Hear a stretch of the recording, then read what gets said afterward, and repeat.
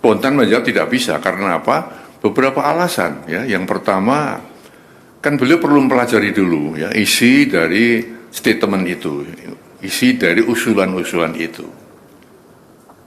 Dipelajari satu persatu karena itu masalah-masalah yang tidak ringan ya, masalah yang sangat fundamental ya.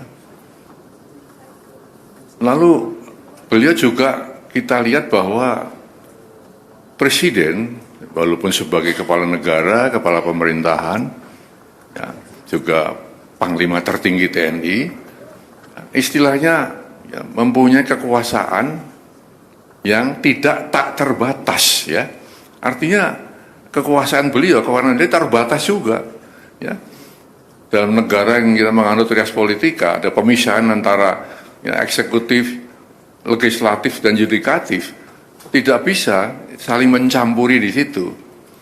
Maka usulan-usulan yang ya bukan bidangnya presiden, bukan domain presiden, tentu ya presiden tidak akan ya menjawab atau merespon itu. Ya. Nah, lalu yang ketiga,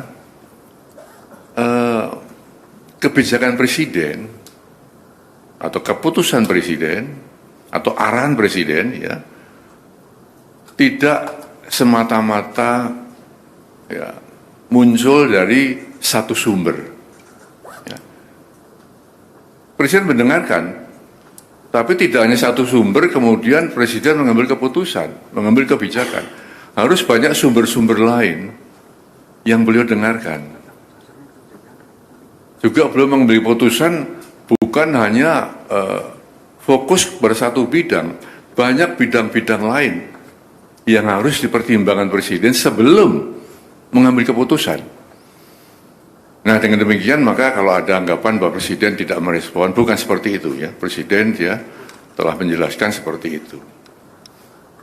Oleh karena itu beliau berpesan tadi kepada saya agar disampaikan kepada masyarakat ya agar tidak ikut berpolemik masalah ini ya.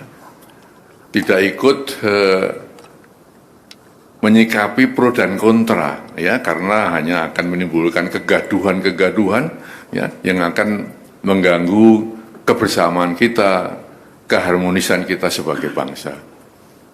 Nah, itulah ya kira-kira yang bisa saya sampaikan ya, sehingga dengan demikian maka kita mengharapkan bahwa saatnya nanti ya tentu ada penjelasan-penjelasan resmi ya yang bisa mendinginkan suasana.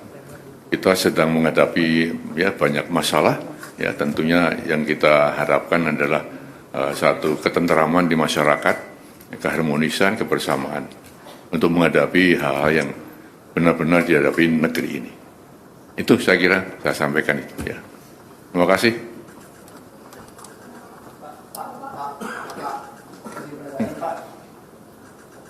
Apa itu?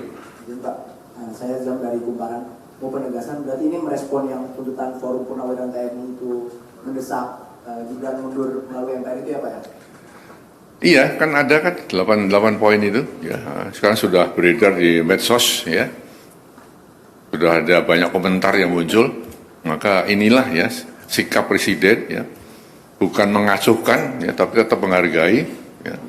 Karena kita paham bahwa perbedaan itu ada yang pro, ada yang kontra.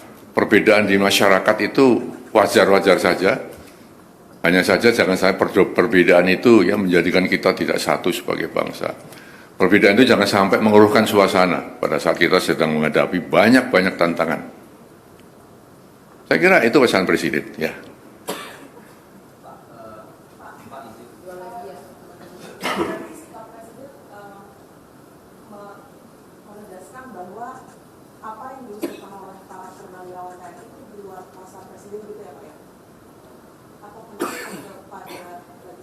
Itu kan usulan ya, usulan dari para Forum Purnawirawan TNI ya, ditujukan kepada presiden kan gitu kan. Nah, presiden ketika buru-buru merespon tadi dengan alasan saya sebutkan tadi itu ya. Apalagi silakan. Cek Pak, izin salah satu poin yang lain kan soal penegasan Forum Purnawirawan untuk meminta reshuffle kabinet yang punya kepentingan dengan Presiden Jokowi. Nah, itu bagaimana Pak? Apakah akan direshuffle juga atau bagaimana? Lalu apakah ada rencana Pak Prabowo untuk memanggil tokoh-tokoh dalam Forum Purnawirawan itu? Nah, pertanyaan ketiga Pak, ini kan Pak Jokowi itu kan sedang diutus ya untuk ke Vatikan. Nah, itu sebetulnya untuk diutus ke pemakaman Paus Fransiskus ke Vatikan. Nah, ini sebenarnya alasannya apa sih Pak? Pak Prabowo mengutus Pak Jokowi. Apakah itu juga berkaitan dengan isu soal yang diungkapkan oleh Forum Purnawirawan itu? Terima kasih Pak. Pertanyaan ketiga di luar konteks ya. Pertanyaan pertama dan kedua sudah terjawab bahwa Presiden mendengarkan, ya, tapi tidak serta-merta harus menjawab itu. Alasannya apa? Sudah saya sampaikan, ya. Baik.